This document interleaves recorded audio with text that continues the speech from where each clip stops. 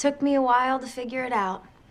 But just now, as we were all fighting and yelling at each other and each one of us demanding we should go to the bad place, I thought to myself, man, this is torture. And then it hit me. They're never gonna call a train to take us to the bad place. They can't, because we're already here. This is the bad place.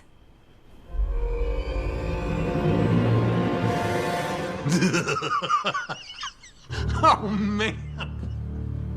I can't believe you figured it out. Yeah, spoiler alert. Sorry about that. But in the last episode of the first season of The Good Place, we find out that nope, they're not in the good place at all.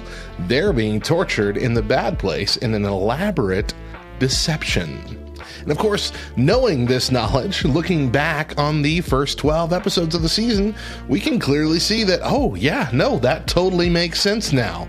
But most of us who watched the series as it was airing really believed that this was supposed to be some version of heaven and that they were trying to fix what was going wrong with heaven in order to get it to be perfect, not that this was an elaborate deception. It was a big twist and one that I honestly didn't see coming. And that's kind of been the devil's lie from the very beginning, that this world that he's in control of can be perfect if we can just fix one or two things or do one or two tasks. I mean, it goes back to the Garden of Eden. You can be like God if you just eat this apple. In Matthew 4, verses 8 through 10, it says, "Again, the devil took him to a very high mountain and showed him all the kingdoms of the world and their glory. And he said to him, 'All of these I will give to you, if you will fall down and worship me.' But then Jesus replied, 'Be gone, Satan, for it is written, you shall worship the Lord your God, and him only shall you serve.'" That's right, the devil had the audacity to tempt God's own son with paradise, with everything he could ever want. And he does that to all of us today, trying to convince us that this world is all there is, and this can be your paradise. Oh, it looks like paradise.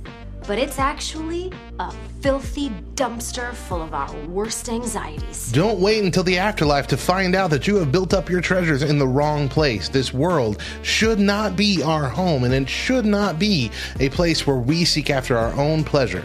Instead, give your life to God and devote yourself to trying to live as righteous and selfless and loving and giving as you can, and build up your treasures in heaven. And that way, when you reach the actual good place, you'll hear the devil say, You really suck. You ruined everything. You know that?